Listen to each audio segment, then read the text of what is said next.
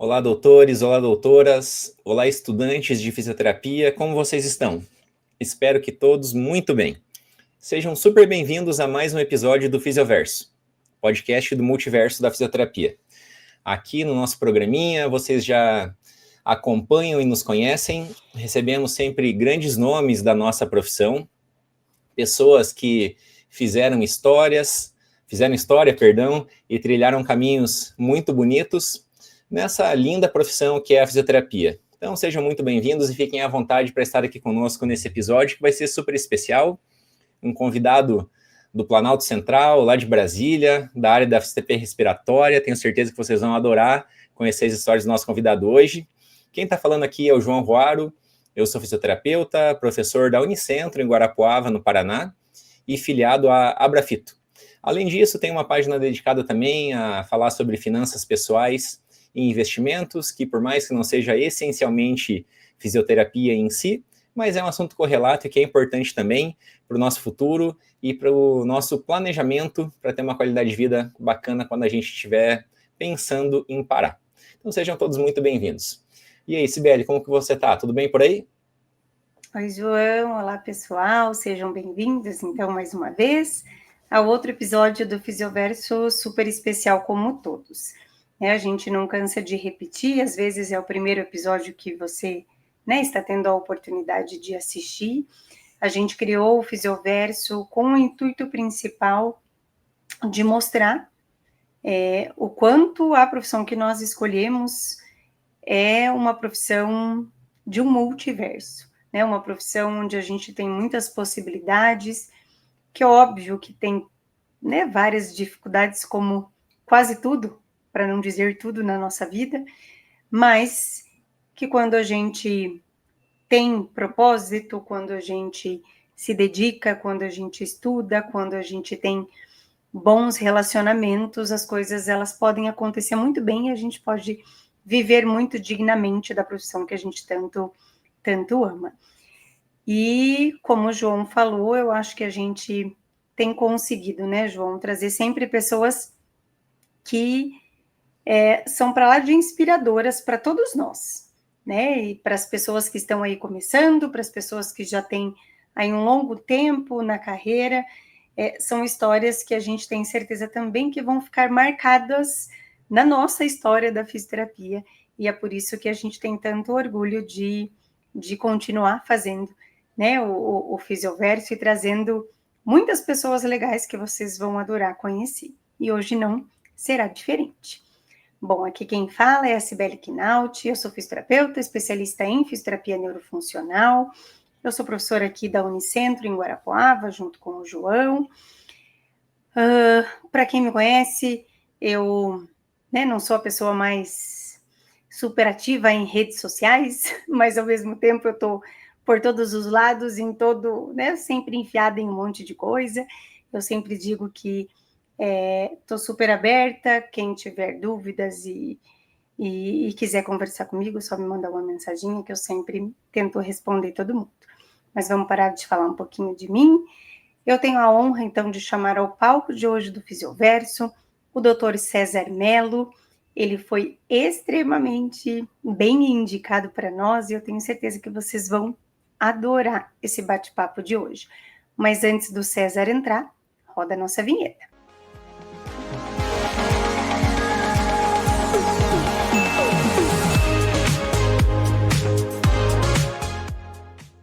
Seja muito bem-vindo ao Fisioverso, César. Como é que você está? Tudo bem?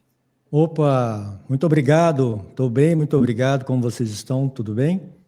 Maravilha. Tudo jóia, César. De novo, muito obrigada por ter aceito nosso convite. É uma honra enorme recebê-lo aqui. E eu sempre começo, César, com uma perguntinha que parece fácil, mas nem sempre é tão fácil de responder, né? Eu queria que você contasse um pouquinho para nós. Quem é o César? Tá bom. Bom, antes de respondê-lo objetivamente, eu quero agradecê-los pelo convite. É muito gentil da parte de vocês me receber para esse bate-papo, né, nesse podcast de vocês, que é um sucesso. Muito obrigado mesmo. De fato, é muito gentil. Me sinto muito honrado em vir aqui e muito alegre, né, para conversar com vocês. Bom, essa definição de quem é a gente, de quem sou eu posso dizer que eu sou um camarada que ama a vida, não é? Sou muito feliz, gosto muito de viver, não é? E devo dizer que também eu sou um sujeito que tem a mente bastante inquieta, não é? Sempre procurando fazer coisas novas, coisas boas e, enfim, não é? Multimodalidade, digamos assim. Então, sou muito feliz, gosto muito de viver, muito criativo e sempre buscando novas coisas, desbravando novos limites, né? Novas habilidades, novos conhecimentos, enfim. É isso. Legal. César, e conta para nós um pouquinho como que a fisioterapia entrou na sua vida. Pois é, essa é uma questão muito interessante, não é? Na época do vestibular, e aí já tem algum tempo, não é? Eu entrei na faculdade em 1994, não é? E eu estava procurando, né, ali, tal como os meus colegas de segundo grau, o que fazer. E aí a área da saúde me chamava bastante atenção e tudo. E eu fiquei pensando, puxa, fisioterapia, que negócio legal, medicina legal também e tal. Mas e aí, naquele tempo, eu comecei a ouvir muito a falar do fisioterapeuta chamado Filé, né? Não sei se vocês se lembram dele, né? Que fazia... Já participou aqui com a gente. Pois é, não é? E, enfim... E aí fiquei muito entusiasmado com as histórias de reabilitação que o Filé promovia, então, com os atletas, não é? E daí eu procurei uma faculdade para fazer vestibular, era a única época que existia aqui em Brasília. E aí eu fui fazer vestibular, né? Passei, e logo no primeiro semestre eu me deparei com a disciplina chamada História da Fisioterapia, ou algo que o valha, alguma coisa assim. Uhum. E eu fiquei muito impressionado para o bem, não é, com a narração e com a descrição da profissão feita pelo professor naquele tempo. E daí eu falei, puxa, que legal isso daqui, não é? Foi quando eu me dei conta nessa aula, né, nesse primeiro semestre, de que se tratava da aplicação de conceitos físicos, enfim, na nossa profissão. E como eu gostava bastante de física, vetor, essas coisas todas, eu falei, puxa, eu vou ficando por aqui, né? Porque a aplicação de física é legal pra caramba. E aí, então, eu fui me envolvendo no curso e fui gostando pra caramba daquilo que eu era apresentado e dos conteúdos que eu ia estudando. Acabou que eu me encontrei e, puxa, sou feliz pra caramba nessa profissão. Gosto muito. Gosto demais. Que show. Gosto muito. César, qual foi a instituição que você cursou? A época chamava-se Faculdade de Reabilitação do Planalto Central, não é? E hoje ela não existe mais porque ela cresceu e virou Uniceplac, virou uma universidade que contempla uma série de outros cursos, não é? Muitos cursos da área da saúde e de outras áreas também. Então ela deixou de ser chamada de Farplac, que era o nome, né, à época, e passou a ser Uniceplac, e esse curso de fisioterapia existe até hoje lá. E, enfim, que maravilha. História. Muito legal. Muito bom. Veja como são as coisas, porque muitas pessoas acabam escolhendo, às vezes, cursos da área da saúde, porque elas não são muito fã de cálculo, de matemática, de física e assim por diante. Eu sou como você, eu sou um apaixonado por essa área de cálculo, gosto de física também, de matemática, e a nossa profissão, ela propicia o acesso a esse tipo de coisa, principalmente ali na cinesiologia, na biomecânica, você começa a estudar, né, sobre forças, vetores, alavancas e assim por diante. Então, para quem gosta, também é um prato cheio, porque muitas vezes as pessoas acabam fugindo ali de alguma engenharia, de um curso de qualquer exatas, puro de matemática mesmo, né? Você bem tá falando que é ela ali, mas para quem gosta também tem essa possibilidade, né? É um prato cheio, e isso fez uma diferença enorme na minha vida. Lá na frente a gente pode conversar um pouco disso daqui a pouco. Enfim, não, com certeza. Mas eu acho que aí também é um detalhe da nossa profissão, né? Eu brinquei aqui, assim, nunca fui fã de exatas mesmo, de nada. Até física, de todas, talvez, juntando matemática, assim, eu ia, mas não dizer que eu amava, não. Mas é difícil a gente estudar fisioterapia de fato sem ter que entender todas essas coisas, né? Então, assim, quem escolhe porque queria fugir completamente, talvez não tenha escolhido tão bem, né? Porque a gente não consegue fugir, né? a própria eletro, a gente tem que entender muito. Nossa, eletro. Então, assim, né, tem eletro, tem a própria bioestatística, né, a biomecânica, enfim, a gente tem muito. A função respiratória. Nossa, função respiratória, parte de mecânica, tudo Exatamente. É maravilhoso. Nossa, tem um livro, né? do Capandi, que é sobre fisiologia articular. 3 volumes. Maravilhoso aquele livro. Cara, eu tenho o maior orgulho da minha vida, porque eu conheci o Capandi, ele é o nome certo, na verdade, dele é Capandi, né, porque ele é um francês.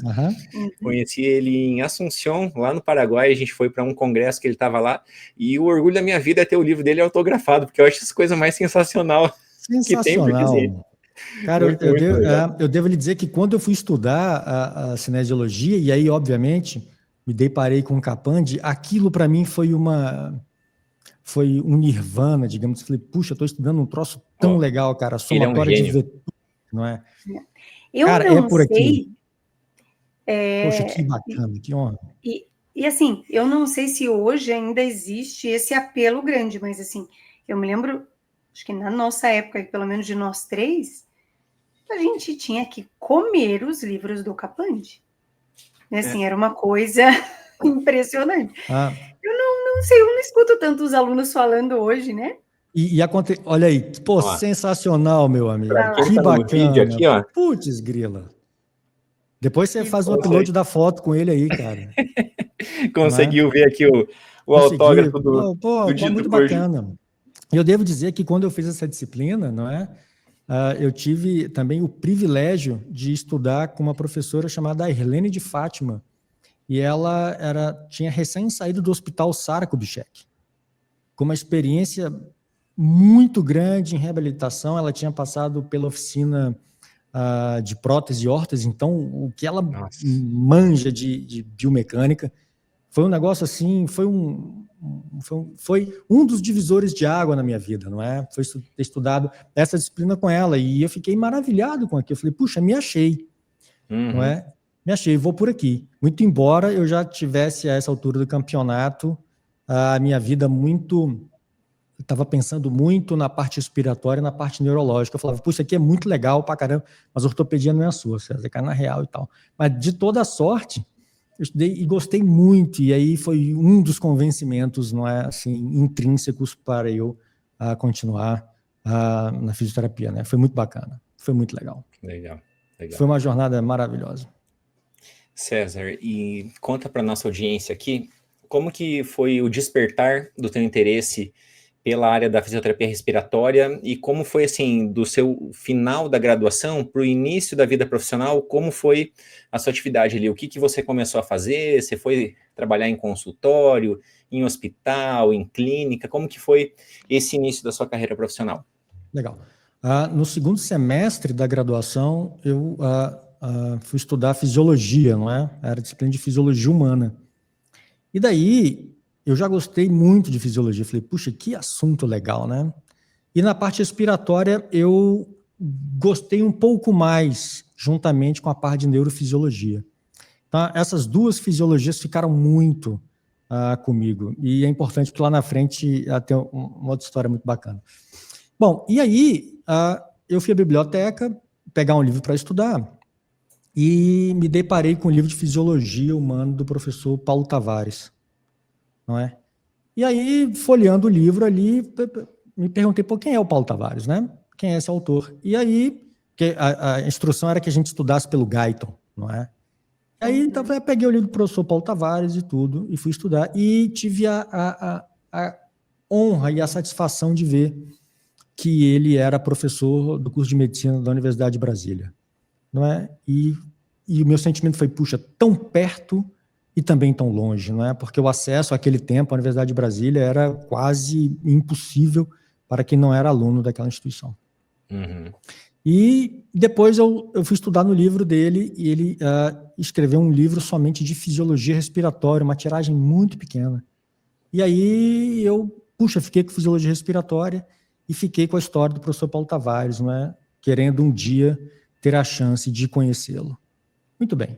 Passa o tempo, acontece uma semana científica lá na faculdade.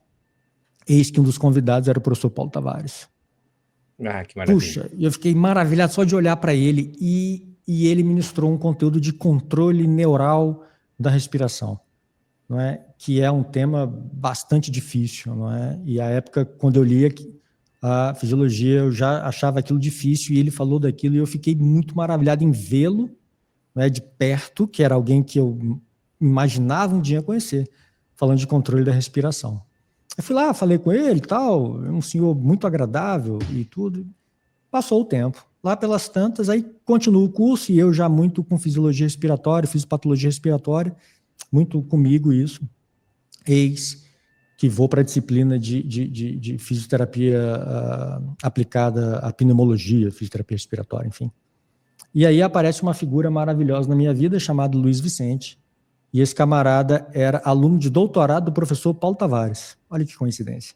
Aqui na UNB. E aí ele falou assim, olha, estou precisando de alguém para me ajudar lá no laboratório com meus experimentos, meu doutorado. Puxa, quem quiser ir, vai ser uma oportunidade única, aquela coisa toda, tal, vai ser muito bacana. Amanhã, tal hora, eu vou estar no laboratório, assim, lá na faculdade de medicina, assim. Falei, pô, eu vou lá. Aí eu fui. Agora, meu amigo. Fisiologia respiratória, laboratório Paulo Tavares, doutorado. Eu peguei essas palavras-chave, vamos dizer assim, fui montando um quebra-cabeça na minha vida, né? E aí, então, eu fui para o laboratório do professor Paulo Tavares. Eu estava, então, no 6º período, né, nesse tempo. E comecei a ajudar o professor Luiz Vicente, então, os experimentos que culminaram lá com o doutorado dele. E daí, eu ficava assim, eu fiquei muito impressionado, porque era um laboratório de fisiologia respiratória experimental, isso é importante falar. E não só o professor Luiz Vicente, como outros que também, havia um fazendo mestrado ou doutorado, que faziam seus trabalhos com mecânica respiratória em roedores, em ratos e camundongos. E aquilo, quando eu vi ventilação mecânica em rato, eu falei, cara, é isso daqui, isso aqui tá me chamando muito forte e tal. E acabou que eu fui ficando nesse laboratório. E depois de um certo tempo eu já era responsável pela manutenção dos animais, não é? Trocar a palha das gaiolas, alimentá-los, água, final de semana, tal. Putz, eu senti uma importância danada naquilo e tudo, fui ficando. Naquele tempo, os registros fisiológicos eram feitos no polígrafo, eu não sei se as pessoas sabem do que é um polígrafo, igual dos filmes, né? Que é uma pena que registra o sinal fisiológico ali no papel. Sim. E a gente media, calibrava, tal, parecia um painel de um Boeing, aquele aparelho, e aí o professor Paulo Tavares falou, pô, quem é você? Um ano depois que eu já estava lá, né? Eu falei, eu sou o César, e você faz o que da vida? Eu falei, eu sou aluno daqui do professor Luiz Vicente, na graduação. Você quer aprender a calibrar aqui o polígrafo? Eu falei, pô, na hora, isso é uma honra. Só né? se for agora. Agora. E aí fui ficando, fui fazendo, e ele me perguntou quando é que você se forma. Eu falei, eu me formo no final do outro ano, daqui no final do ano. Eu falei, olha, se você tiver interesse em fazer um mestrado aqui em fisiologia experimental, eu tenho interesse em te orientar. Pô, fui pro céu, né? Cara, é isso daqui. É isso daqui. Aí eu continuei e tal, me graduei e aquele tempo ouvindo um bocado de termo que eu mal imaginava, né? Dissipação de energia nos componentes viscoelásticos do pulmão. Eu pensando, viscoelástico, pulmão, não faço a menor ideia, mas eu vou continuar por aqui e tal. Fui continuando, tal, me graduei. Então, em 1998, e daí fui fazer um estágio no West Park Hospital, em Toronto, no Canadá. Passei um mês lá, no janeiro, um frio brutal, mas eu fui para um hospital de reabilitação, não é, sob os cuidados do professor Roger Goldstein, e tive o prazer, o privilégio de passar um mês, né, vendo reabilitação pulmonar, né, num hospital somente de reabilitação. Era um hospital de reabilitação geral, e eu fiquei só na parte de reabilitação respiratória, onde eu vi muita coisa e eu fiquei muito impressionado com aquilo tudo. Não é?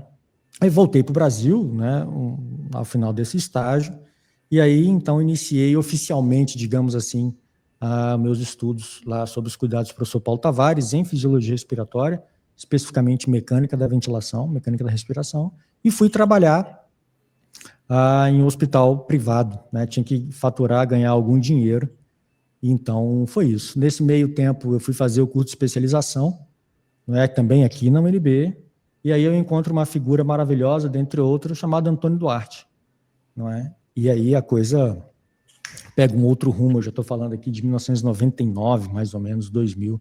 Por que pega outro rumo? Porque até então eu me dedicava muito àquilo ali e fazia as medidas das propriedades mecânicas em pequenos animais, não é? E via total aplicação na minha cabeça em humanos, mas aquilo que eu conversava e ouvia, quando eu ia para o hospital, eu não ouvia nenhum daqueles termos, não é? Bom, mas vida que segue, fazem especialização também e tal, eis que aparece então Antônio Duarte, ele vai dar uma aula de ventilação mecânica, era o tema, e ele começa a perguntar um tantão de coisas, assim, isso aqui significa o quê? E eu prontamente respondia, porque aquilo era aquilo que eu estudava em pequenos animais. E eu ia, né, prontamente fazendo aquilo e tal, e, bom, no intervalo ele perguntou, pô, vem cá, cara, como é que você sabe essas coisas todas? Onde é que você aprendeu isso? Eu falei, aprendi, porque eu sou aluno aqui do Laboratório de Fisiologia Experimental. De onde é que você leu isso? Eu falei, eu li nos trabalhos publicados no Apply Physiology, porque à época, aliás, devo dizer isso, né, na década de 1980, para fisiologia, 70 e 80, fisiologia respiratória, onde foi tudo determinado. Hoje a gente faz tudo em cima disso que foi feito. E então a UNB, eu também teve esse privilégio, ela tem uma biblioteca muito interessante, né, com um acervo bastante grande, e a UNB, ela assinava o Journal of Applied Physiology, não é? Que era meio que um jornal assim, só de fisiologia respiratória. Só não, mas era muito fisiologia respiratória. E aí, então, eu fui lendo esses trabalhos todos, fui lendo. Falei, olha, Duarte, eu estudo aqui, o laboratório é aqui.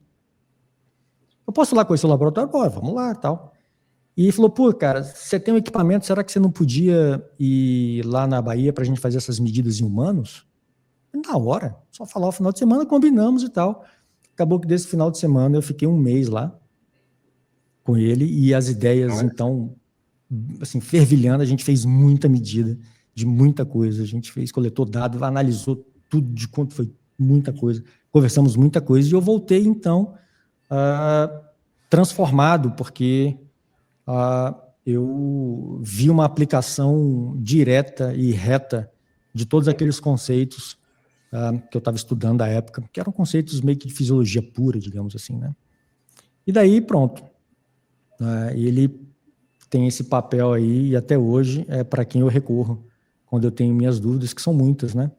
Então, ele exerceu um papel fundamental na minha vida. A partir daí, então, eu continuei fazendo isso. Daqui a pouco eu faço uma transição para humanos, experimental humano, e fui fazendo. Aí fiz minha pós-graduação estricto sensu aqui em Brasília, ao passo que fui trabalhando também, atendendo os pacientes. E aí a vida foi acontecendo. Que história maravilhosa.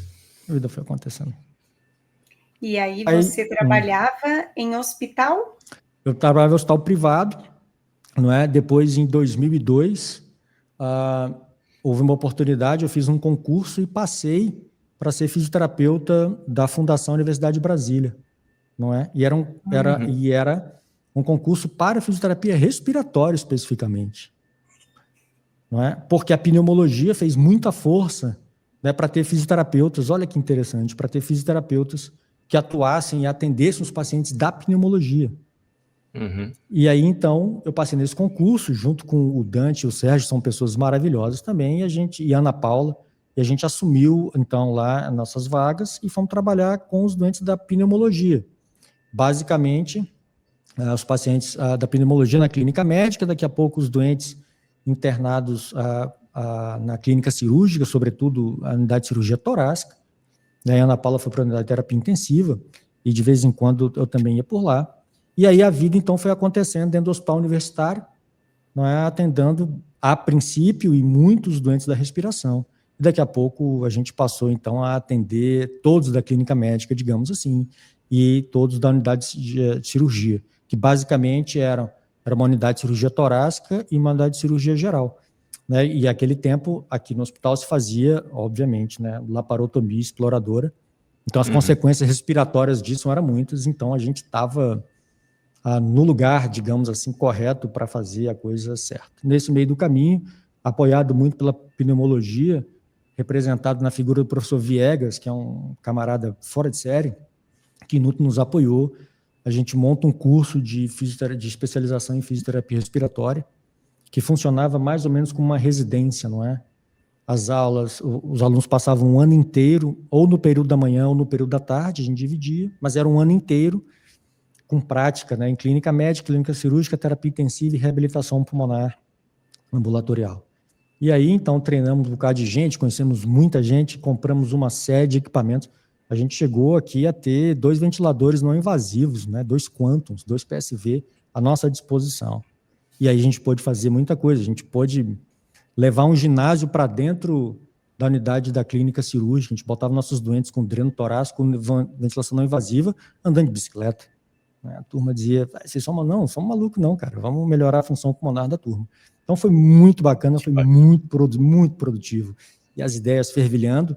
E aí, de novo, o laboratório é importante, porque muitas das ideias eu pude testar em pequenos animais no laboratório. Então eu passei a fazer a ponte das dúvidas que eu tinha aqui, né, na realidade eu ia, de algum grau, reproduzir no laboratório. E passei a fazer um tantão de coisa. E assim a vida foi caminhando, né? Sim, e lá pelas tantas... Deixa eu só te pedir uma outra coisa. Enfim. Nesse momento, eu não sei em que ano nós estamos, em que vocês montaram a pós, que era mais semelhante a uma residência ali, mas ainda não existia o curso de graduação, né? O curso de graduação na UNB é bem mais recente, né? Exatamente. E aí, olha que exatamente, a gente está falando aqui do início da década de 2000, anos 2000, vai, 2001, 2002, bem lá para trás. Uhum. E aí, de novo, com apoio, de novo, do grupo da pneumologia, representado aqui na pessoa do professor Viegas, mas é claro que há N outros muito importantes, se eu for falar o nome de todo mundo aqui não vai dar, mas representado na pessoa do professor Viegas, a quem a gente é muito grato. A gente fez tudo isso, e ele dava muito apoio, e ele dizia assim, olha, aqui não tem esse negócio de que o fulaninho é médico, enfermeiro, tá aqui, o que vale é o conhecimento, então vá, faça o melhor para o doente, resolva o problema dele, vá estudar e toque ficha. Então foi muito interessante, porque a gente também a gente foi trabalhar num lugar muito fértil, muito propício para a gente fazer essas coisas sem que a gente fosse tolhido por uma questão simplesmente de etiqueta, entendeu? A convivência com os cirurgiões foi sensacional, porque no final das contas, né, a gente discutia fisiologia e fisiopatologia, a linguagem que todo mundo entende. Claro. E vale a pena dizer que o professor Viegas, ele também uma figura sensacional, de novo, insisto no nome dele, ele fez doutorado dele, o pós-doc dele, com Rodrigues Roizin. Não sei se vocês sabem a importância de Rodrigues Roizin. Foi o cara, juntamente com Peter Wagner, que desenvolveu uma técnica chamada técnica de eliminação do gás inerte múltiplo, que foi a técnica que, em 1974, tão somente, foi a técnica que nos elucidou como as trocas gasosas acontecem.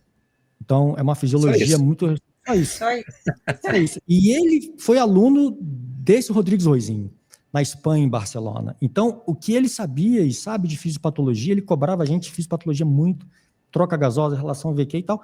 Então, como a conversa com todas as equipes se passava por fisiologia e fisiopatologia respiratória e muscular e cardíaca, a coisa andou.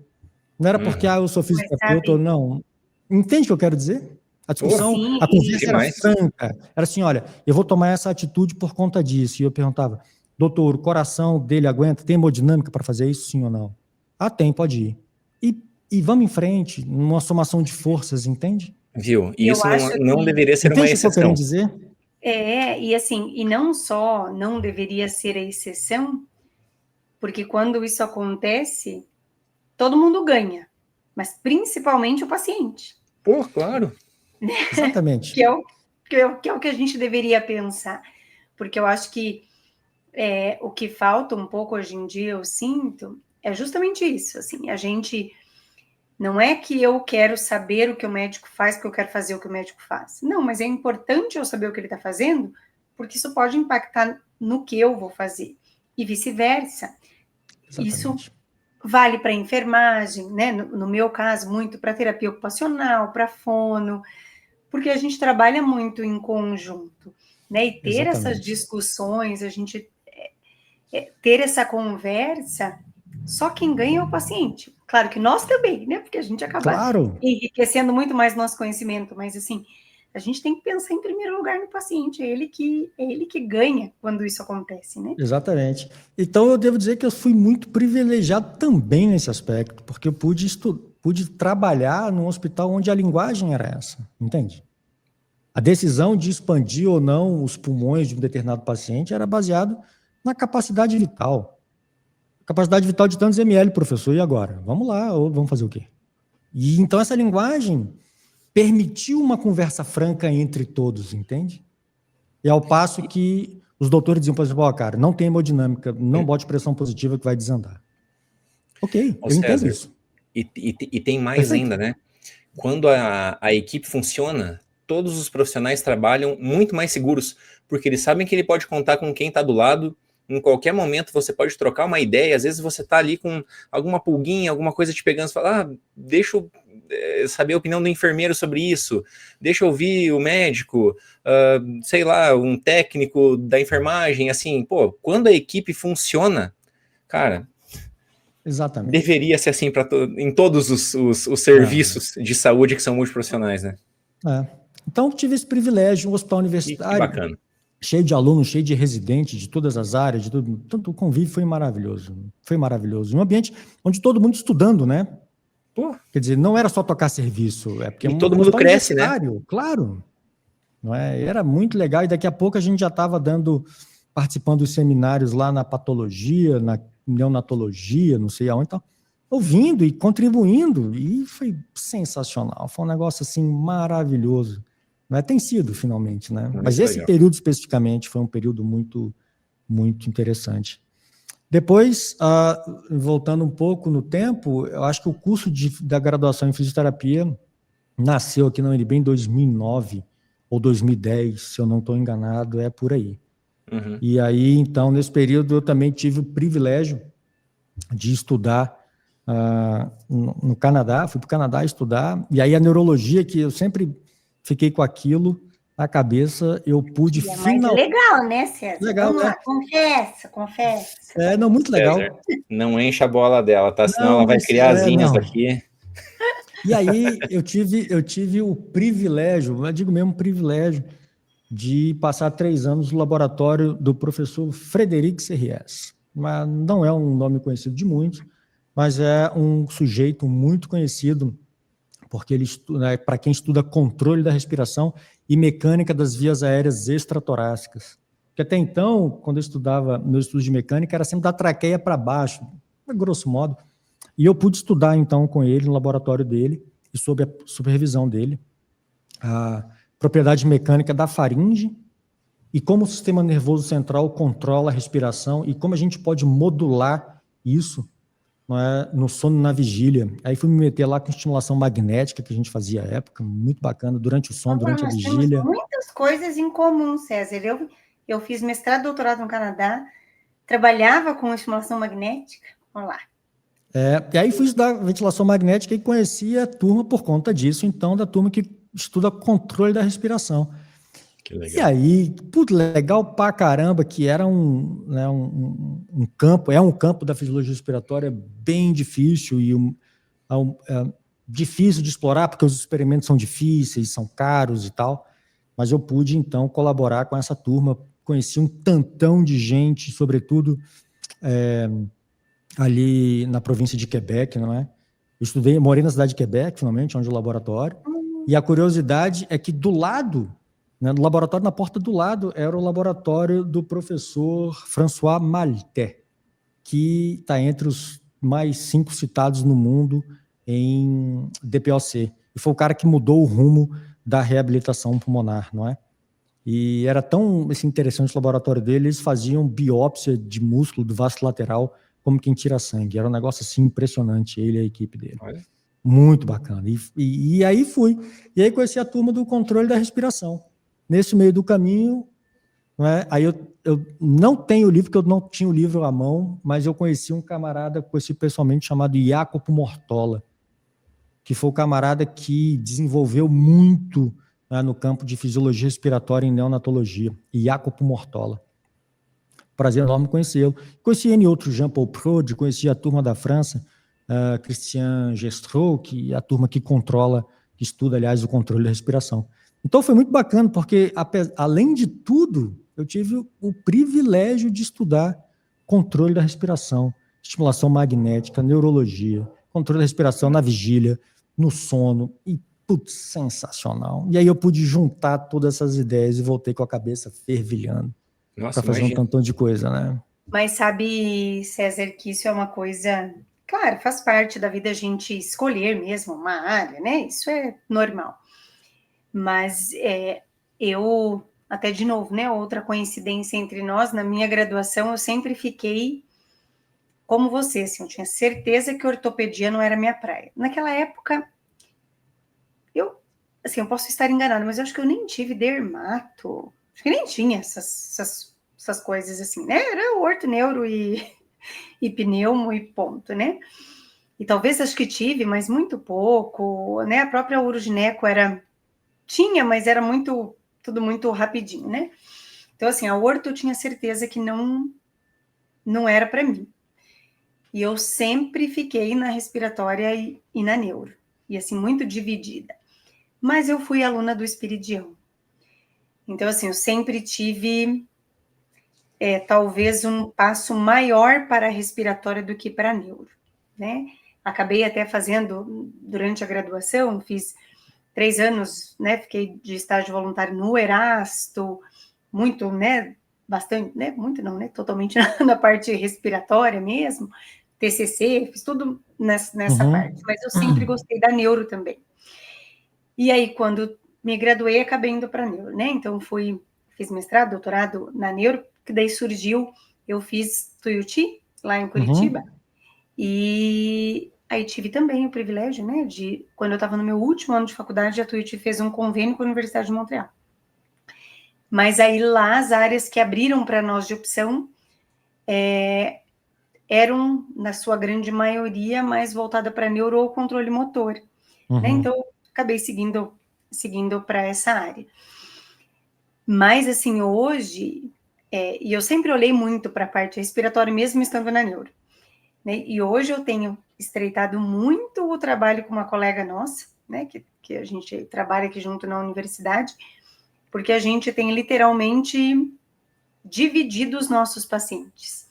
Né? Porque eu sempre falava para ela, Cris, assim, a gente precisa olhar um pouco mais, né, para a parte respiratória dos meus pacientes, porque assim, não tem, principalmente lesão central, sempre tem alguma coisa, e a gente passa batido, né, assim, acaba olhando muito para a parte motora ou até cognitiva e passa batido.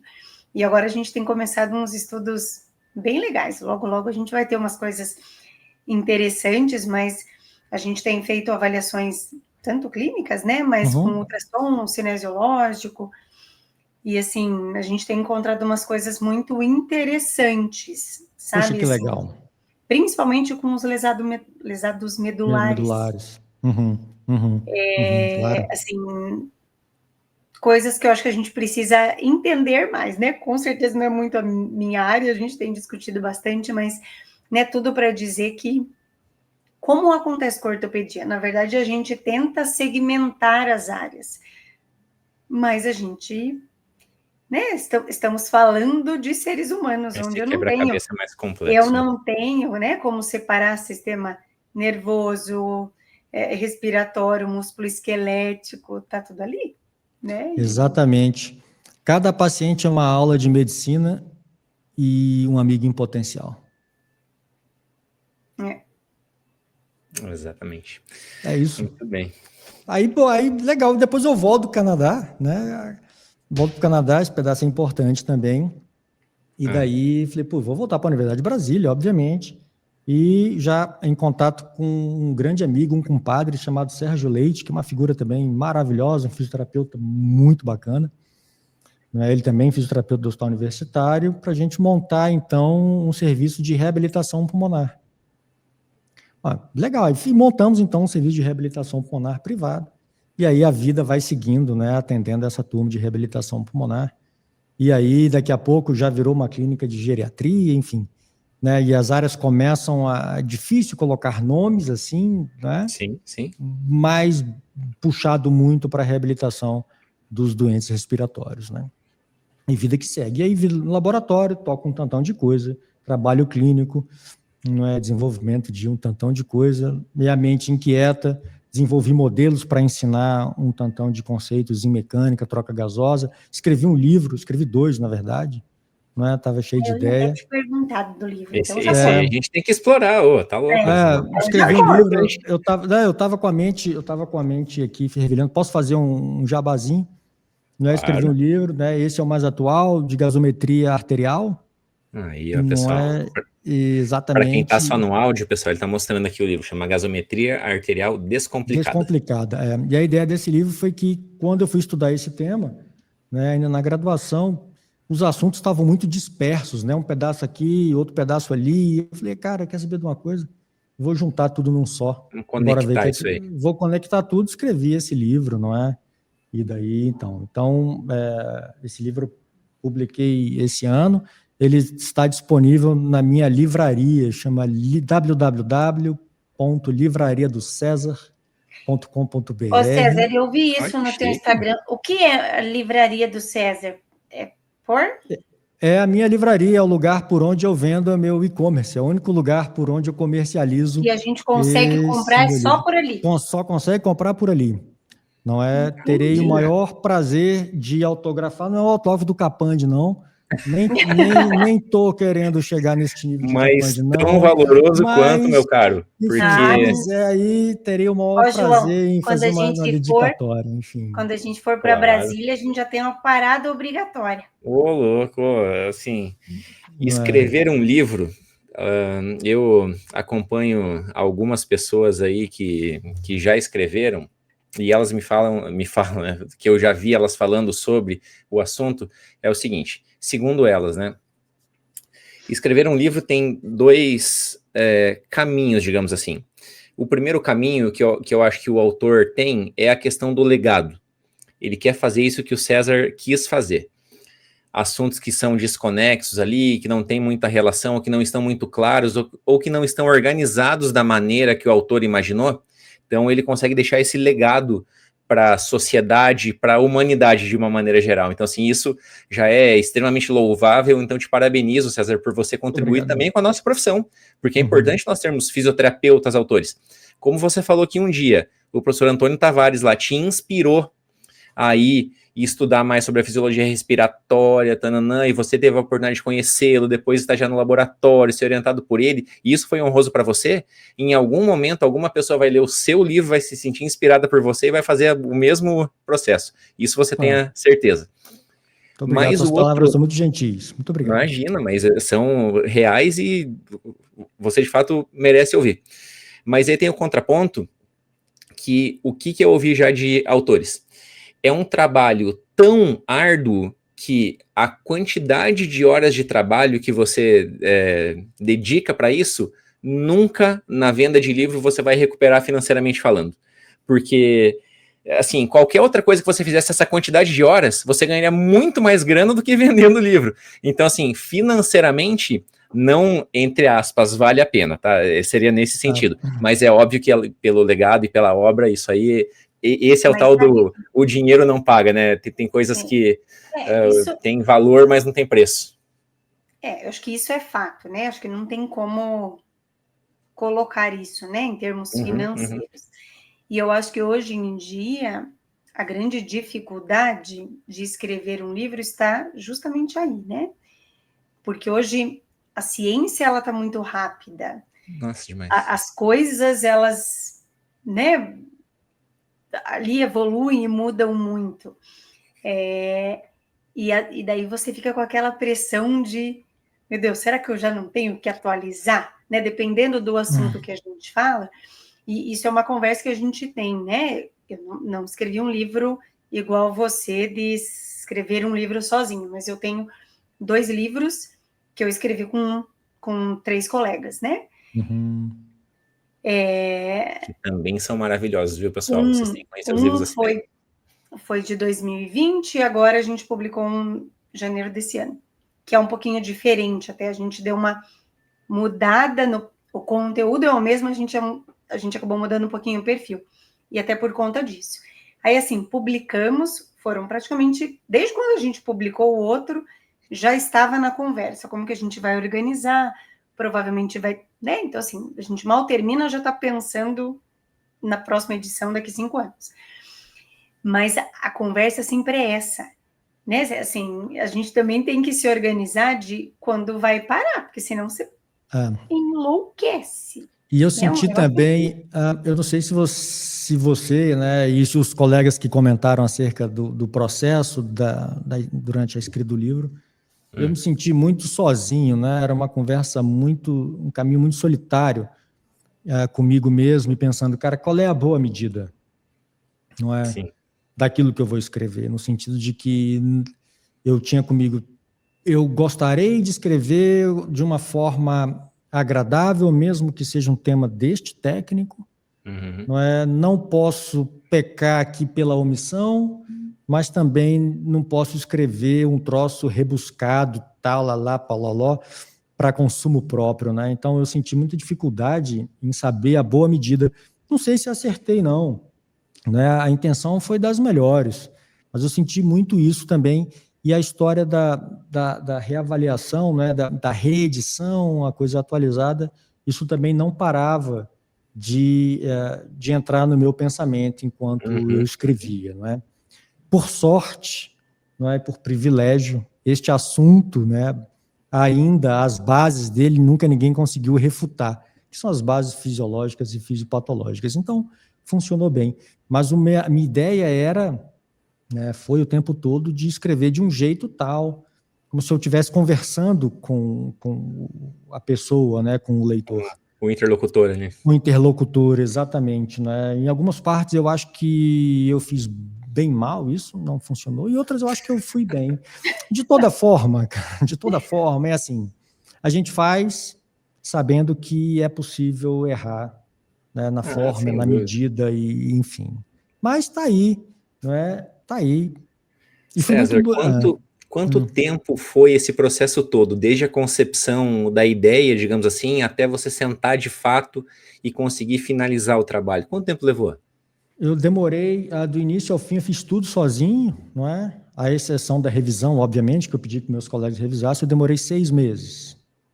Foi super rápido. Muito rápido, muito rápido. Foi muito rápido porque isso estava muito na minha cabeça, assim, muito. E eu falei, cara, eu preciso extrapolar isso, colocar isso aqui para fora. Eu vou sentar e vou resolver. E aí eu pensei assim, cara, eu já sei, os capítulos são esses. Eu vou pensar em escrever um capítulo por semana. Eu acho que está de bom tamanho. Foi o que eu pensei. Alguns eu consegui, outros não foi bem assim. Mas em 6 meses eu já estava com o livro na editora e estava pronto. É isso. Eu, que não tenho o que fazer quase, né? Mas eu tenho uma meta de vida, eu preciso só estipular quando ela será. Eu tenho uma meta, mas ainda não tenho prazo. Mas eu quero ainda escrever um livro, porque eu sou uma devoradora de livros, né? Eu amo ler. Você quer me deixar feliz? Você me deu um livro, um canto. Eu não preciso nem um canto silencioso. Onde eu pego o livro, eu desconecto do mundo, pode cair o mundo que eu não estou prestando atenção. Mas eu quero escrever um livro, não fisioterapia. Quero escrever um romance desses que eu leio, choro. Meu marido vira e mexe. Ele entra no quarto, o que aconteceu? Tô eu lá, chorando, com a cara tudo vermelho. E você já tem uma ideia do tema, não? Para chorar. Tem ideia da história? Você tem ideia já da história? Então, assim, na minha cabecinha, ela já está sendo construída. Mas eu ainda... Pô, que legal. Eu acho que é isso mesmo, cara. Eu tenho para mim, assim, a gente tem muitas habilidades, não é? Além das habilidades profissionais, eu quero dizer. Claro. Não é? E eu acho que a gente usar o tempo todo só para um ofício, apesar de muito nobre, não é? Puxa, a gente deixa de fazer tantas outras coisas tão legais assim, né? É o que eu penso, né? É verdade. É o que eu penso e o que eu faço, né? Eu não tenho muita opção. Cantar no canto, tocar alguma coisa também não... Pois é, nesse assunto, falei, pô, eu sempre fui ligado à música, muito ligado à música, né? E aí, falei, vou ter que tocar um instrumento musical, porque isso aqui de fato me chama, né? Das artes, é a arte que mais me chama a atenção, é a música, né? Depois é a fotografia. E aí, então, eu devo dizer que eu também sou clarinetista, né? Toco clarinete feliz da vida. E clarinete. Clarinete, pô, exatamente. Esse instrumento é sensacional, mas são pouquíssimas pessoas que tocam. Pois é. E gosto muito, toco, né? Gostaria de tocar mais, mas as legal. atividades outras, enfim, consomem muito tempo. Eu sou apaixonada por piano, o João também, mas ele não tem. Segundo ele, eu nunca vi. Ele É um desistiu fato, cedo. infelizmente. Eu fiz piano minha vida toda, faz anos que eu não toco. Mas foi o ano passado, João? Que até acho que a gente fez uma época juntos. Foi ano passado ou retrasado? Não, passado. Olha que 2024. maravilha. Eu voltei a fazer aula de piano. Olha E, que assim, maravilha. Acho que foram os meses mais tranquilos, assim, porque para mim também é algo... Nossa, eu amo. Só que eu acabei não conseguindo encaixar na minha rotina, sabe? Tive que parar, não dava tempo, mas eu falei esses dias para o meu marido, assim, eu preciso voltar a tocar piano. Porque tá me fazendo falta. Leva a gente, pelo menos a mim me transporta para tanta gente. E ao passo que eu escrevi o livro, eu pensava muito nos músicos, né? Porque os músicos se expressam através do tocar dos seus instrumentos, né? E eu tive um professor de clarinete que dizia, olha, tome cuidado com os músicos, porque eles mexem com as emoções das pessoas, né? É verdade. E falei, puxa, e foi o mesmo pensamento que me fez escrever o livro, que eu preciso extravasar essa história toda, eu preciso me expressar de alguma forma, entende? Então, esse paralelo da música com a fisiologia, a fisiopatologia, enfim, a parte respiratória, escrever. Então é isso. Como eu disse no início, né? Eu gosto muito de fazer muitas coisas, assim, ter muitos interesses. Não é? O que me faz caminhar na fisioterapia e também ter uma outra vida de tantão de outras coisas, né? Legais. Mas é assim, são as suas várias facetas, como todos nós temos as nossas. Nós temos gostos pessoais, como temos coisas que a gente não gosta também, áreas e por dizer assim, não só da fisioterapia, mas tem gente que não gosta de andar de moto, tem gente que é apaixonado por andar de moto. Então as pessoas são diferentes, ainda bem que cada um tem cada um, né? Gostos diferentes. Tem exatamente, né? Seus assim gostos, suas vertentes, as suas coisas, né? É muito interessante. Mas que legal que vocês tocam piano. Poxa, bacana. Não, viu? Aqui a gente tem que fazer uma ressalva. O vocês tocam piano, isso se aplica somente a Cibele. Porque, cara, assim, ó, César, por mais que eu queira, e eu acho maravilhoso, tem uma amiga nossa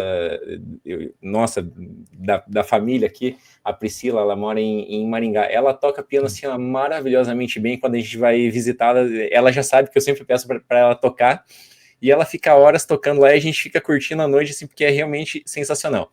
Mas, cara, eu tenho um bloqueio, eu não consigo aprender, por mais que eu tente, para mim não é natural o tocar, é muito mecânico, daí minha mão pesa, e eu, assim, ainda não consegui. Quem sabe, em algum momento, com a prática, se eu conseguir me dedicar mais... Eu já falei para ele que eu sou da neuro, eu acredito em, né, assim, plasticidade, coisas transformadoras, né? Claro. A gente faz com o paciente coisa que ninguém acredita. A gente vai lançar... super do controle motor. Eu falei para o João, você... assim, todo mundo consegue aprender. Você só precisa achar ali o teu, né, o teu jeitinho, o teu estímulo ali, porque eu acredito nisso. Não eu rasgo meu diploma, como diz o outro. A gente vai lançar, César, aqui no Fisioverso, a campanha #JoãoPianista. Então... com certeza. Tocando os clássicos, né? Do Richard Kleiderman, vou te dar um... Richard Kleiderman. Exatamente. A Kennedy, quem sabe tu faz uma parceria também com o Kennedy, tocando saxofone, e assim vai, né, meu querido? Pelo amor de Deus, quem sabe um dia. Vamos... serão cenas dos próximos capítulos, pessoal, essa daí do Fisioverso. Ô, César, mas voltando à nossa história ali, então, você já teve várias possibilidades profissionais, tanto no serviço público quanto privado. Claro que ficou muito claro que a tua linha ali sempre seguiu na fisioterapia respiratória, e hoje você mantém, então, o teu serviço no hospital universitário e no serviço privado de reabilitação respiratória? Exatamente, né? Eu tenho o serviço privado, não é? E na Universidade de Brasília eu uso o meu tempo entre a Faculdade de Medicina, onde eu tenho alunos da pós-graduação estrito sensu, e mantenho a parte da minha atividade acadêmica, não é? E ainda no hospital da universidade. Então, eu sempre fiz as duas partes, o clínico e acadêmico. Eu nunca me afastei de nenhuma das duas, eu sempre fiz as duas. Mas você também é professor da graduação da fisioterapia? Não, né? Essa história é curiosa. Eu não passei no concurso, né, da graduação de fisioterapia. Não passei no concurso. E que foi por isso que eu estou me lembrando aqui, acho que foi 2008, 2009, foi quando o curso abriu. Mas logo depois, então, eu fui para o Canadá, não é? E fiquei lá e voltei. E quando eu voltei, eu fui convidado pela Faculdade de Medicina, não é, a ser um orientador no programa de pós-graduação da Faculdade de Medicina. Não é? Então, é onde eu estou, naquele laboratório que eu comecei lá em 1996. Então, agora eu volto, né, e já para orientar e, enfim, colaborar com a turma lá. Então, hoje, né, eu sou... O Duarte está fazendo com você, né? Exatamente, tá fazendo, né? Uma figura maravilhosa, assim, conversar com ele é algo sensacional, porque começa aqui, a conversa vai para lá e, enfim. Mas é muito bom, muito inquieto, muito bem treinado, né, com perguntas e uma visão da realidade, assim, assombrosa, né? O domínio do fato que ele tem, devo dizer isso, assombroso. É uma figura sempre à frente do tempo, sempre, na minha opinião, sempre à frente do tempo, maravilhoso. Para quem se interessar, pessoal, e não teve a oportunidade ainda, ouça ou assista o episódio também com o Duarte. A gente tem aqui no Fisioverso um episódio muito, muito bacana. Tenho certeza que vocês vão adorar ouvir as histórias dele lá. É um cara espetacular. Então, eu, só para terminar, desculpe te interromper. Sim, claro. E aí, então, eu ministro lá as disciplinas na pós-graduação e ajudo também na graduação, mas no curso de medicina. Minha ligação é com o curso de medicina e não com o curso de fisioterapia. Não por nada, não é nada disso, mas eu nasci, digamos assim... Foi onde você foi criado. Foi onde eu fui criado e onde eu fui recebido, fui acolhido e enfim. Então, não é nada contra o curso de fisioterapia, não é isso, de forma nenhuma, que fique muito claro, não é? Que fique muito claro, não é isso. Mas, enfim, a vida vai fazendo esses caminhos, né? Exatamente, e tá tudo certo. Exatamente, E como chama a tua clínica, o teu serviço de reabilitação? Como que é o nome? Chama Núcleo de Integração Funcional. Núcleo de Integração Funcional. E quantas pessoas são nesse serviço? Quais serviços vocês prestam lá? O perfil de paciente que vocês mais atendem? É multiprofissional? É só de fisioterapia? Conta um pouquinho aí. O serviço é basicamente de fisioterapia, não é? E nós iniciamos com a ideia de atender predominantemente pacientes com doenças respiratórias, né? Sobretudo as crônicas, que de fato é o que representa 95% dos nossos pacientes lá, não é? Diferentemente do que nós imaginamos, né, no início, a gente achava que ia receber muitos pacientes com doença pulmonar obstrutiva crônica, DPOC, né, enfisema e bronquite, grosso modo falando. A gente tem a menor parte dos pacientes com essa doença. Capaz. Exatamente, e por incrível que pareça,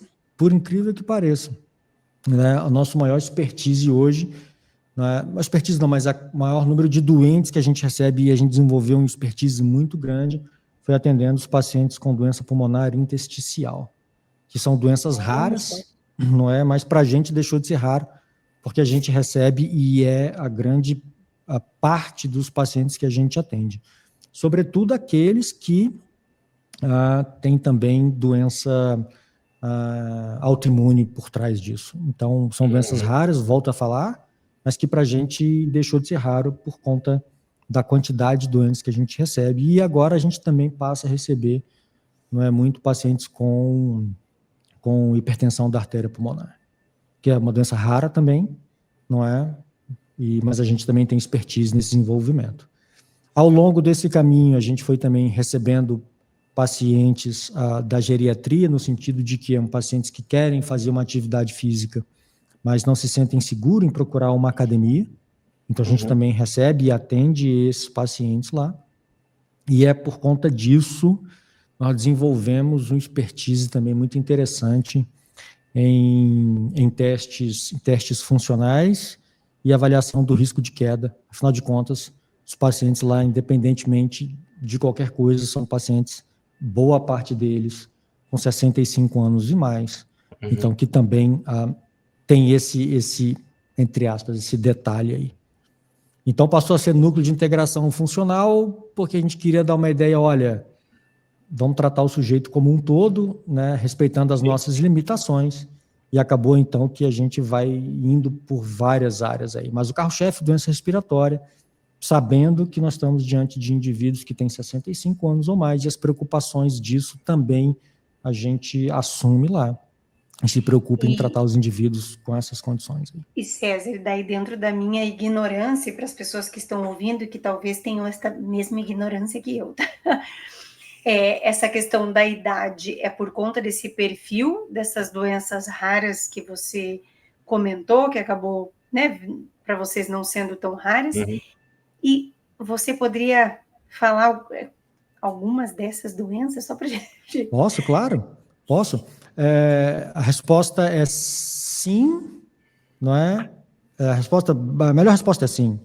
Né? Essas doenças respiratórias crônicas, elas começam a aparecer a partir da 5ª década de vida. Né? Então, lá os sujeitos com 50 anos para mais começam a manifestar boa parte dessas doenças respiratórias, não é? Então, isso faz parte também do perfil da história natural da doença. E nas doenças intersticiais, a gente começa a ver também a partir de 40 anos, não é muito bem a idade mais prevalente, mas de 15, 50 anos e 60 para cima. Então, algumas dessas doenças que são frequentes fibrose pulmonar idiopática, não é? As fibroses pulmonares de causas conhecidas, aí tem um tantão dessas doenças aí, né? As colagenosas aparecem aí, indivíduos que têm doença autoimune e que repercutem na função pulmonar também aparecem lá, alguns pacientes com artrite reumatoide aparecem lá também, né, por conta disso. Então, as doenças autoimunes, via de regra, é possível, não é, que tenha alguma repercussão respiratória, e aí esses pacientes vão para lá também. Não é? E vocês são em quantos profissionais lá no... Nós somos 3 profissionais, nós somos 3 fisioterapeutas, que atendemos de segunda a sexta-feira, não é, no horário comercial. E aí, enfim, né, são os caminhos da vida, né?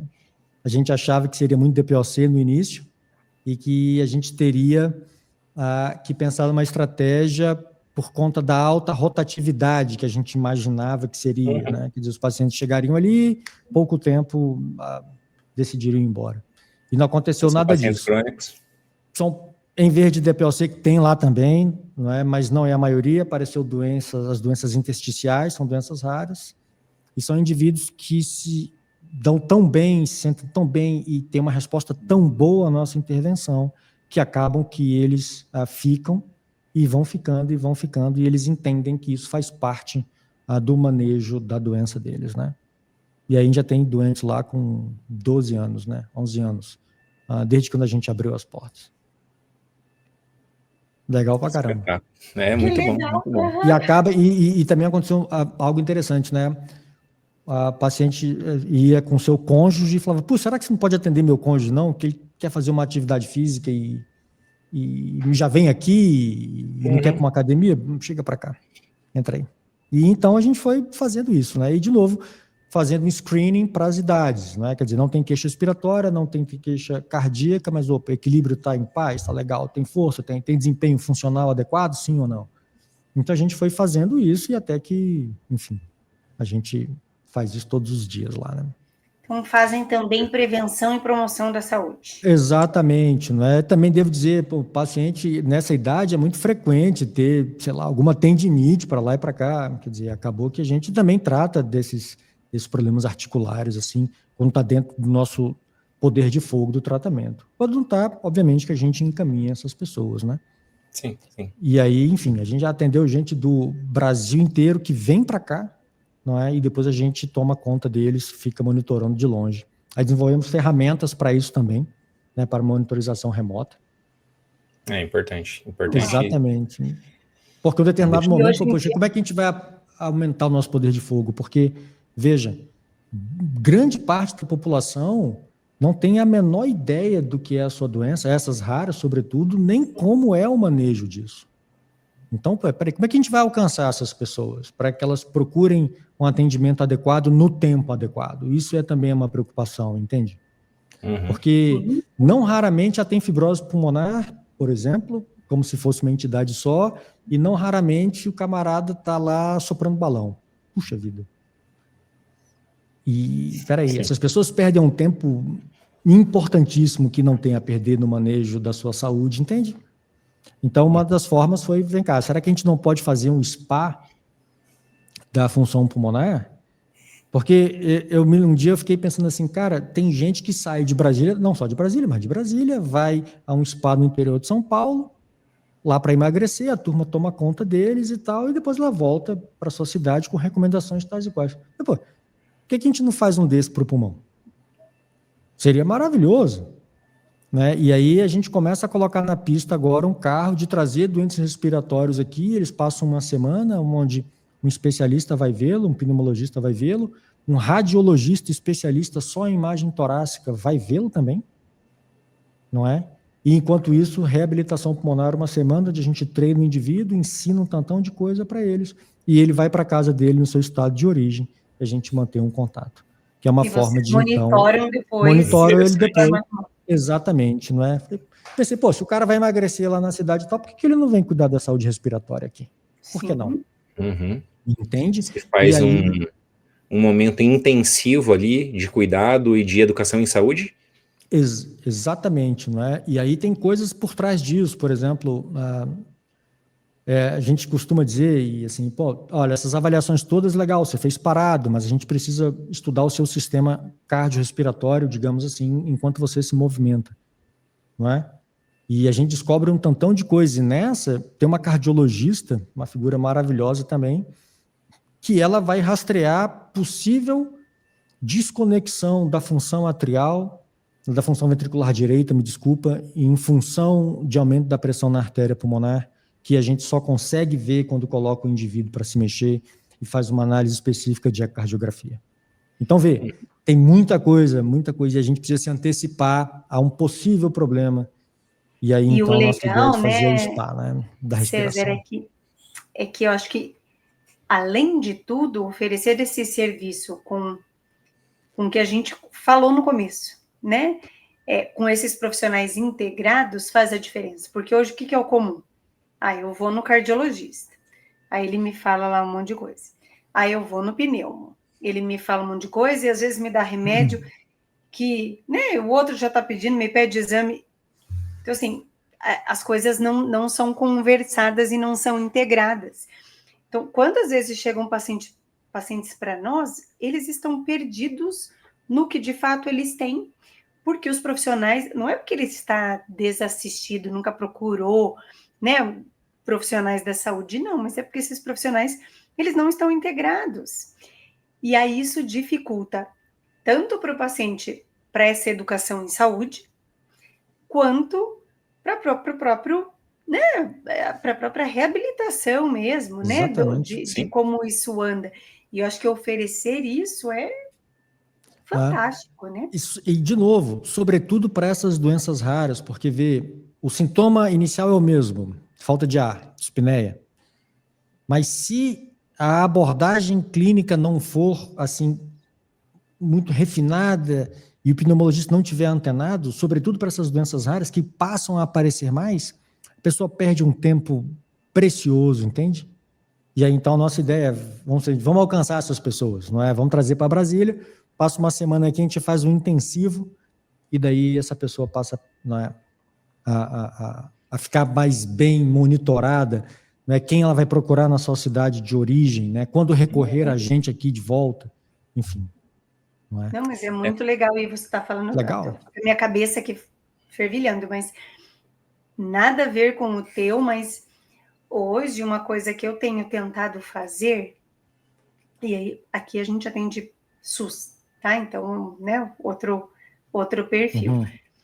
Mas para os meus pacientes, hoje os pacientes meus Cibele, eu acho que mais da metade já foi para o SARA. E eu tenho feito isso com o SARA justamente por isso, porque aqui a gente tem uma dificuldade, é isso que eu falei, cada hora consulta com um médico e aquela, né, uma dificuldade ali de integração, e eu encontrei o caminho do SARA para isso, porque pelo menos quando esses pacientes chegam no SARA, eles têm toda uma equipe que assiste. Então, na verdade, eu não envio meus pacientes para a reabilitação propriamente dita, até porque, e não vamos entrar nesse assunto, né, a parte talvez da fisioterapia neurofuncional no SARA não é o foco, né, mas os meus pacientes chegam no SARA, o que eles têm?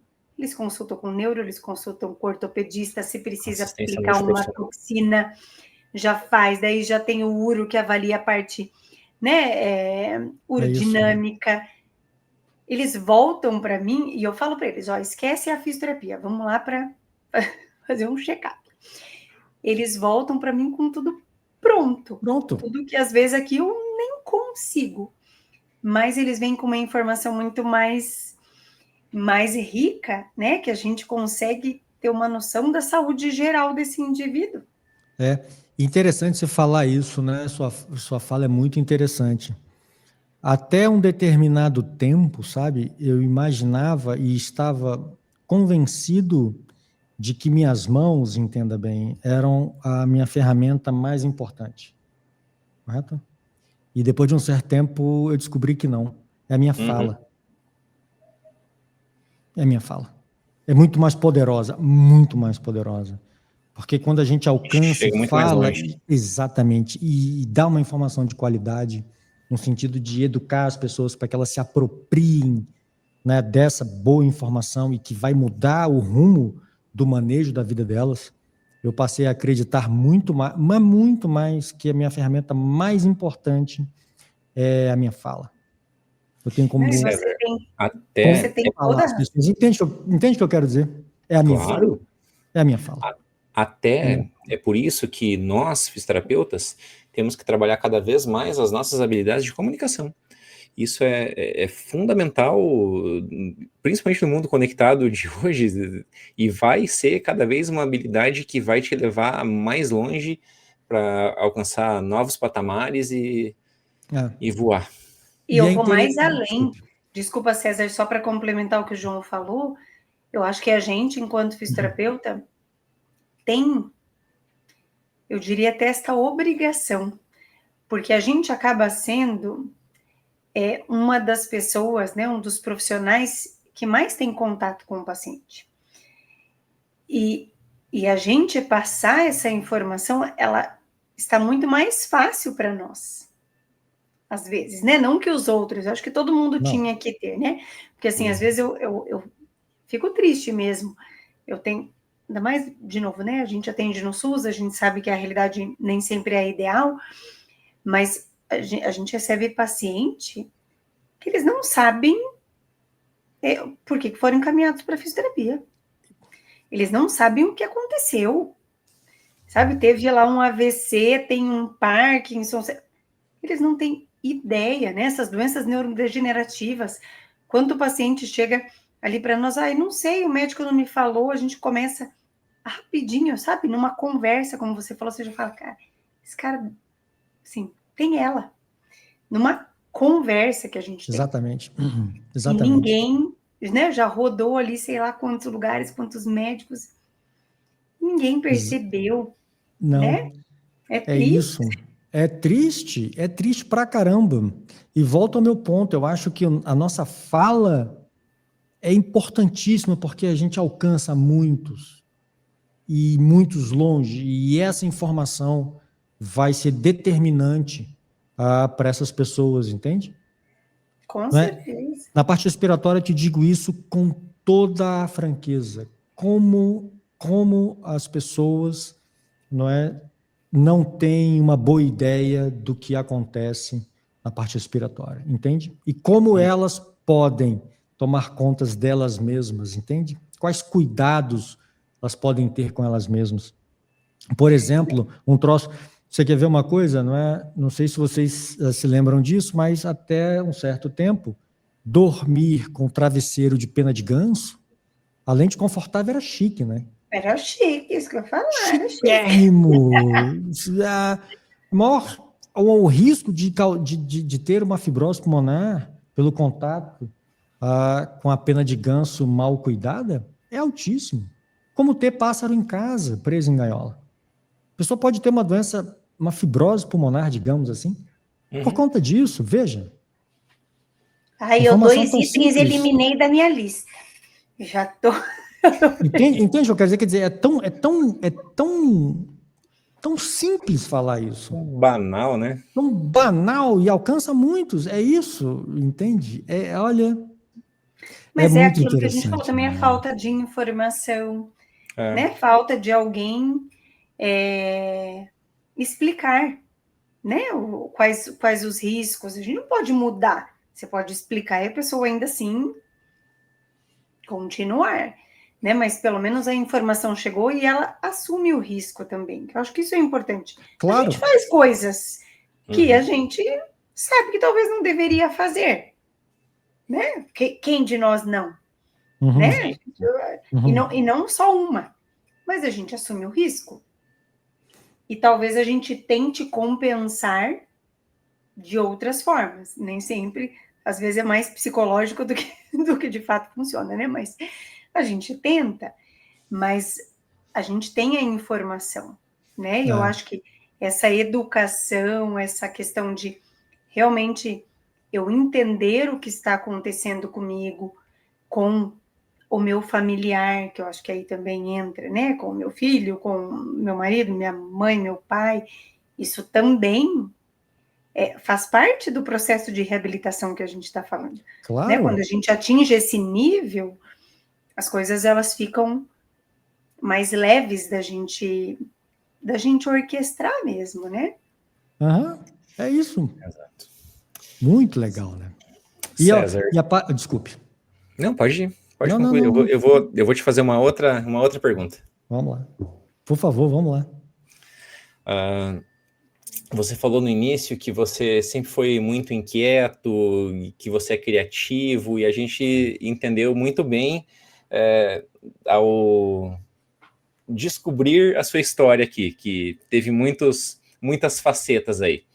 Você já teve a possibilidade de ter experiências no exterior, você já experimentou um pouquinho de tudo da nossa profissão na tua área, desde a parte mais laboratorial, a parte clínica, a parte acadêmica, evento científico e assim por diante.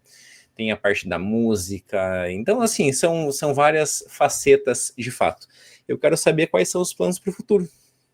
Cara, aí tem muito, né? Tem vários. Ai, que delícia! Não para, né? Não para. Mas escrever um outro livro, não é? Não falei o livro, né? Autor de livro, serviço público, serviço privado. Eu estou querendo escrever agora análise gráfica em ventilação mecânica, um guia de bolso, um guia prático, algo desse nível. Eu também tenho um plano de escrever um livro para os pacientes, não é? Como eu manejo minha condição respiratória.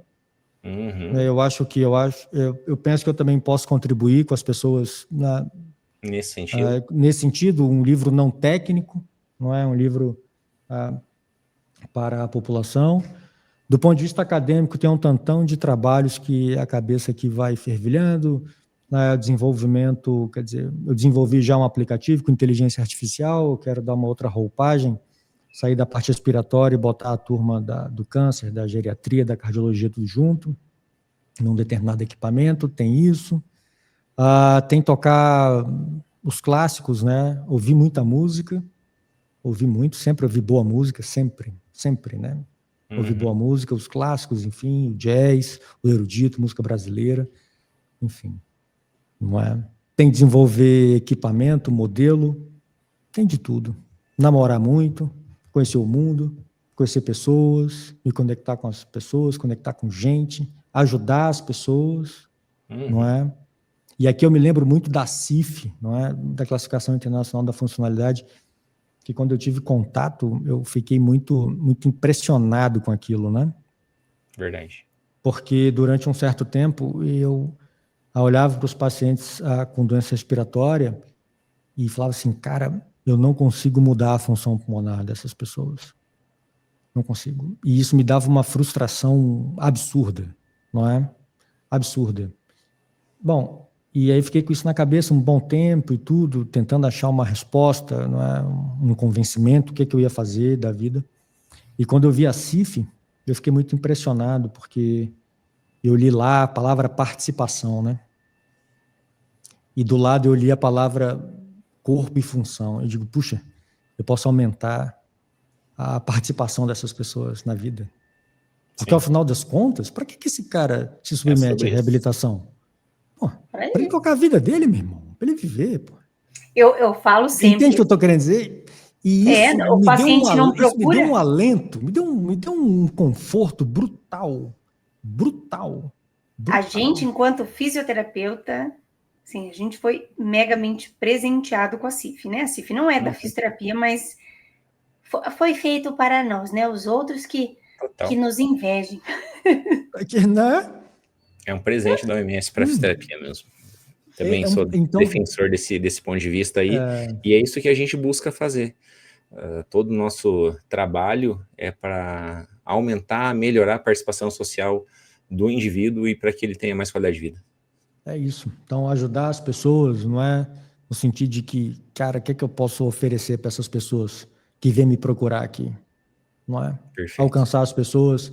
E agora estou muito preocupado, assim, no sentido muito pensativo, no sentido de alcançar o público não técnico, não é? E daí, devo dizer para você, já comentei com alguns colegas, já tem até alguns episódios prontos, não é? Eu também tenho um estúdiozinho aqui para gravar uns podcasts.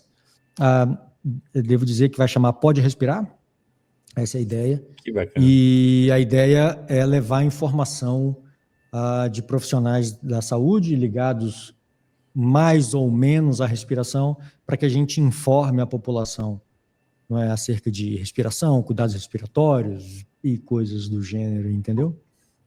Que legal. Tem isso. Quero alcançar as pessoas. Certo, com certeza. Quero alcançar as pessoas também nesse sentido, né?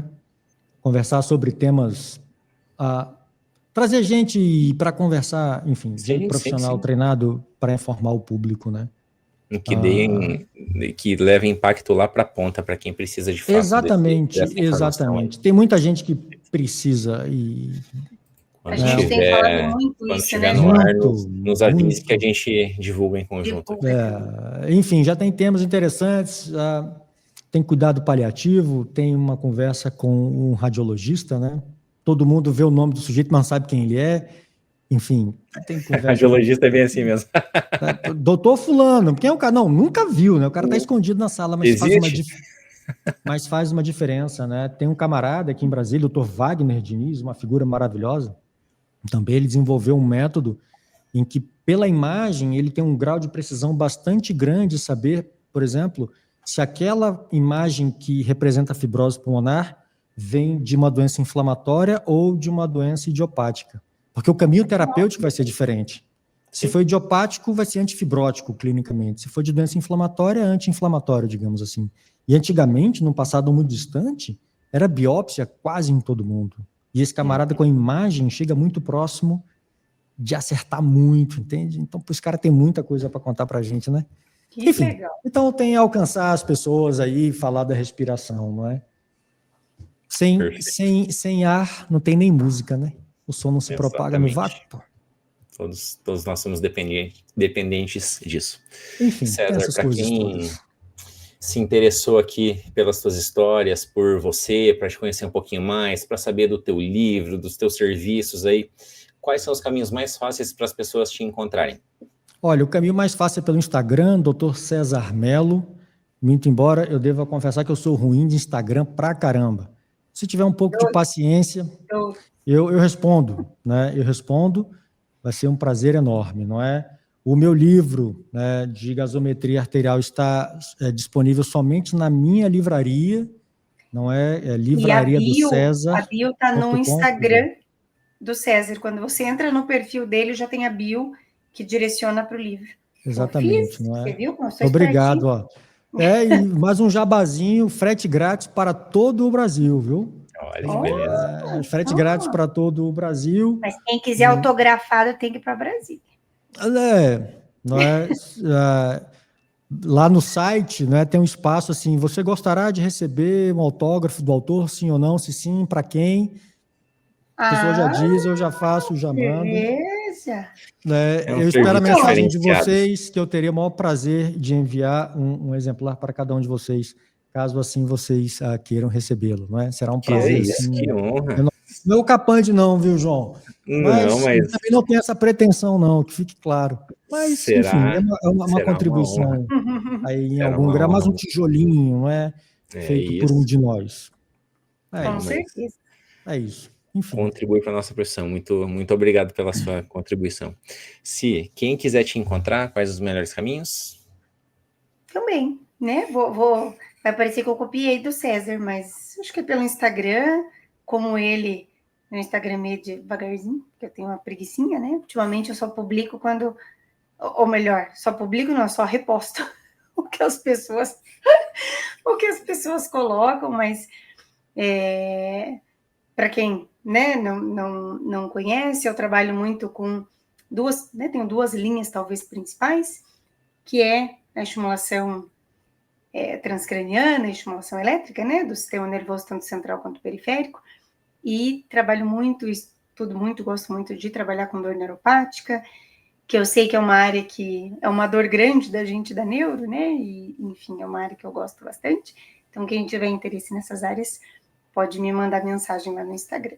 E você, João? Maravilha, pessoal. Só reforçando então. Instagram do César, @drcesarmelo, César com S, tá?